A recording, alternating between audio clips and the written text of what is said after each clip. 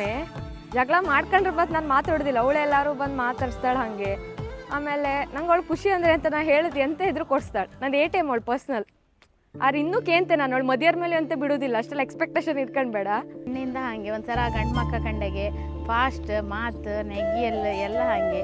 ಅವಳು ಈಗಳು ಅಷ್ಟೇ, ಅವಳು ಮಾಡ್ಕೊಂಡು ಹಾಸ್ಟೆಲಿಗೆ ಹೋದಳು ಅಷ್ಟೇ. ಅವಳು ಇಂಜಿನಿಯರಿಂಗ್ ಹಾಕಿದಳು, ಅವಳು ಗಂಡು ಮಕ್ಕ ಕಂಡಾಗೆ ಬಿಟ್ಟು ಬಂತು, ಎಲ್ಲ ಓದ್ಕೊಂಡು ಎಜುಕೇಷನ್ ಮುಗಿಸ್ಕೊ ಬಂದಾಳೆ, ಎಲ್ಲ ಮಾಡ್ಕೊಂಡು ಬಂದ.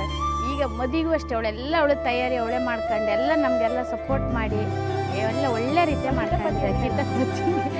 ನಾ ಹೆದ್ರಕಂದು ಅವಳಿಗೆ ಸಿಟ್ಟು ಮಾಡ್ಕೊಂಡು ಅವಳ ಮೇಲೆ ಸ್ವಲ್ಪ ಮಾತು ಕೇಂದು ಅವಳು ಹೇಳಿದ್ದೆ. ನಾನು ಸ್ವಲ್ಪ ಎಲ್ಲದಕ್ಕಿಂತ ನಾನು ಎಂತಾರು ಆಡ್ಸೈ ಫಸ್ಟ್ ಅಮ್ಮ ಪಪ್ಪಂಗೆ ಹೇಳ್ತೆ, ಅಕ್ಕಂಗೆ ಒಂದು ಹೇಳಬೇಡಿ ಅಂತ. ಯಾಕಂದ್ರೆ ಅವಳು ಬೈತಾಳೆ ಸರಿ, ಮತ್ತು ಬೈ ಶುರು ಮಾಡೋದು ನಿಲ್ಲೋದಿಲ್ಲ.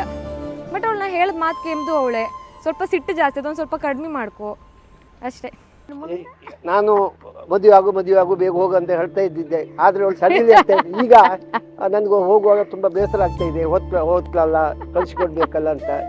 ಹೋದ್ರು ಸಹ ನಮ್ಮ ಜೊತೆಯಲ್ಲೇ ಇರ್ತಾಳೆ ಅವಳು. ಮುಂದಿನ ಭವಿಷ್ಯ ಸಹ ಒಳ್ಳೇದಾಗಲಿ ಅಂತ ದೇವರಲ್ಲಿ ಪ್ರಾರ್ಥನೆ ಮಾಡ್ಕೊಳ್ತೇನೆ. ಅಮ್ಮ ರೆಡಿನಾ?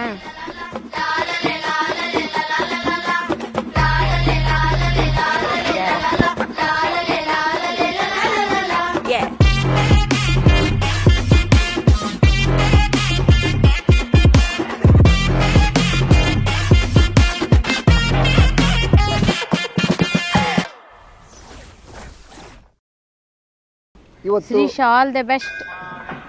ಇವತ್ತು ಅವಳು ಯುವ ಆಗ್ತಾ ಇದ್ದಾಳೆ. ಮದುಮಕ್ಕಳಿಗೂ ಶುಭವನ್ನು ಹಾರೈಸ್ತಾ ಮುಂದಿನ ಭವಿಷ್ಯವು ಉಜ್ವಲ ಆಗಲಿ ಅಂತ ಈ ದೇವರಲ್ಲಿ ಪ್ರಾರ್ಥನೆ ಮಾಡ್ಕೊಳ್ತೇನೆ.